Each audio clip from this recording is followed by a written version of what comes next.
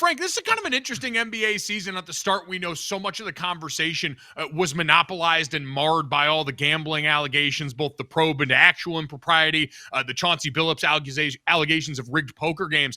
On the court now, as we've had some time removed from that and some time to digest the basketball, what do you think the biggest story of the early season of the NBA has been? Well, it's interesting. You have Oklahoma City Thunder, who've already won 10 games. I love these teams that when the season starts, they just hit the ground running. There's no easing into it. And remember, they have yet to have Jalen Williams play a game. So Oklahoma City right now still looks like the best team, but that Western Conference is an absolute beast. Houston is playing really well. Then you look at the Lakers. I think J.J. Redick's done a really good job with all the injuries they've had. They have a good record, and LeBron James is yet to play a single minute. So there's been some really interesting results, especially in the Western Conference, where whoever's going to get through that gauntlet, once you win, those first 12 playoff games, you got to win 4 more to get to win a championship. Not going to be easy for the team in the Western Conference. And also, De'Aaron Fox didn't start out the season for San Antonio. He is back now. Are they hitting their stride maybe a year or so early, or do you think this is the right timing for them? I think it is the right time. I think a lot will depend on Wembanyama staying healthy. It's funny. They played the Lakers last week. Wembanyama fouled out of the game with about 2 minutes to go. It wasn't a smart play by him. He had 5 fouls, and he ran over the defender.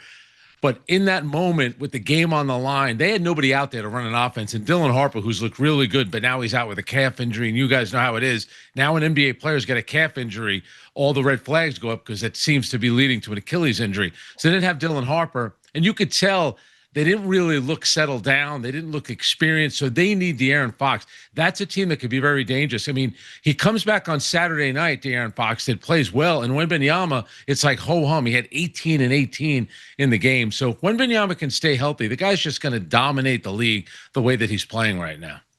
How big a jump does it feel like he's already made? Last season, he ends up the season ending early because of the blood clotting issues, and we're glad he's back from that. But we saw him with the Monks and everything else this offseason. Just how much better is he already in your mind?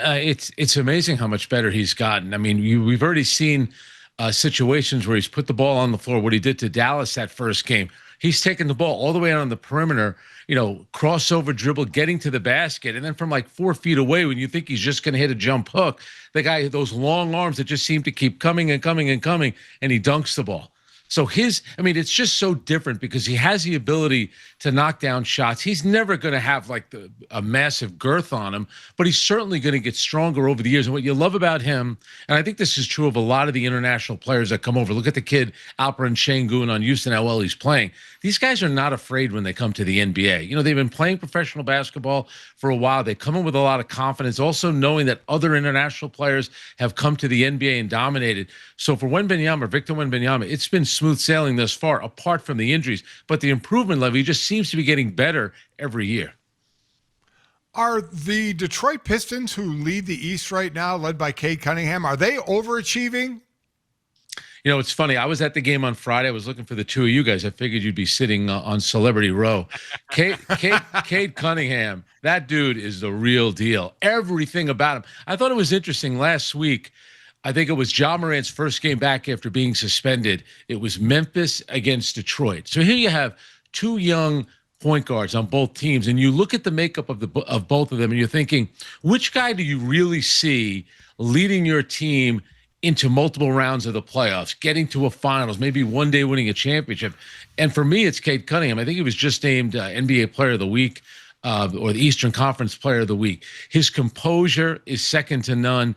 He knows how to play really well with the big man, Jalen Duren. I think going through the playoffs last year against the Knicks, remember they won on the road in New York. They weren't able to get a win at home, but they were right there. And I think just going through that was important, not just for the young players, but even the coach, J.B. Bickerstaff. I still think there's one or two things they could do to tinker to the lineup. Not having Malik Beasley's big, because I think they need that shooting, but there's still plenty of time. I think if you're a team like Detroit, I think their ownership is committed, where if we look pretty good when we get to February and the trading deadline's happening, I could see them being a team that would try to add somebody, because why can't they make a run for it right now?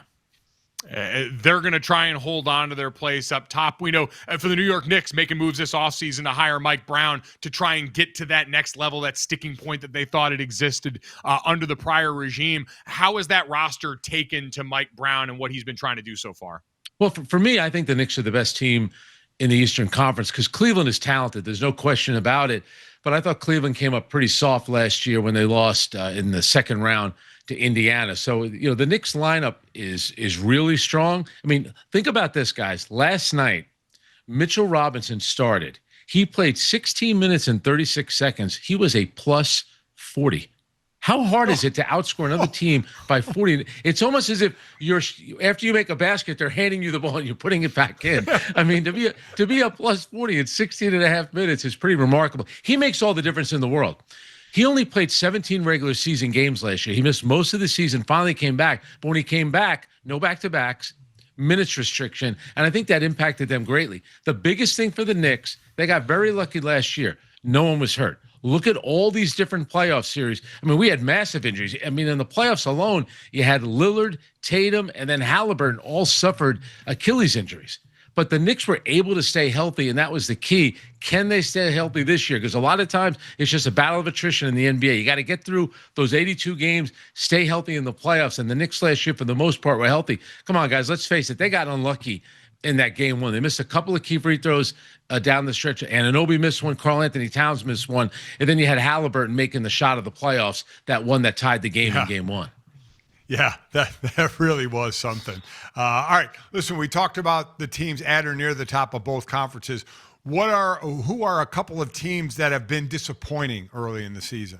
It's interesting. The Clippers are one. It's funny. The Nets have the youngest roster in the NBA, and you see where that's getting them. They're 1-9. And then you look at the Clippers, they have the oldest roster in the NBA, and you wonder where that's going.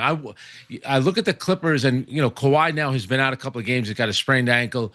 And defensively, they're not as good as they were last year. Could they be a team that might be in play for Ja Morant if Memphis ever got to the point where they thought about trading him? The other team I think would be Dallas. It's a little tough because they knew going into the season they weren't going to have Kyrie. D'Angelo Russell isn't available to play. Anthony Davis goes down with an injury, and then you're giving the ball to Cooper Flagg. So you see the Mavericks are struggling, and then you have Luka, who's been off to this incredible start when he has played. I know he's been injured for a couple of games, but he looks like one of the, if it's not Shai Gilgeous-Alexander, looks like Luke is the best player in the league. And all that's doing, it's regurgitating everything that happened last year. And I was of the belief, I don't know how you trade a guy like Luka Doncic, especially, and I like Anthony Davis, but you're trading a guy that is always hurt. And here we are. It's the first month of the season, and you have Luka, off to a flying start, and Anthony Davis isn't available. Yeah. It's certainly, who could have possibly seen this coming? Unfortunately, we all like Anthony Davis, but we also kind of know how this story goes here. So all those guys trying to make an impact currently on the league. Frank, we know Lenny Wilkens made a massive impact on the league, both as a player and in the Basketball Hall of Fame as a player and a coach. Unfortunately, passed at the age of 88. How would you describe his overall impact on the game? Well, a couple of things. I got to cover Lenny Wilkens. He coached the Knicks for basically a calendar year. It was January to January. It ended up being 81 games. And then he resigned as head coach. But Lenny Wilkens was class all the way. He's a Brooklyn guy, went to Boys High School. You guys will remember that Boys and Girls High School was made famous by Pearl Washington. That's where he went to school.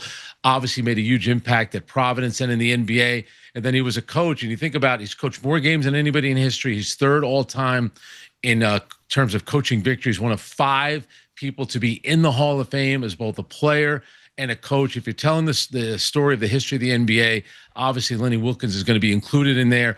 Class guy. Anytime I spoke to him, he was always, very humble, very kind. And what I always liked, he became a Seattle guy, even though he was from Brooklyn. He was out there when they won the championship, and he still lived out there. And he was really, a big voice to get professional basketball back in Seattle. They'll eventually get the Supersonics back. I'm pretty sure that's the name that they're going to take when they do have a team. Sadly, though, Lenny won't be there for it, but he's been a big advocate about getting that team back in Seattle.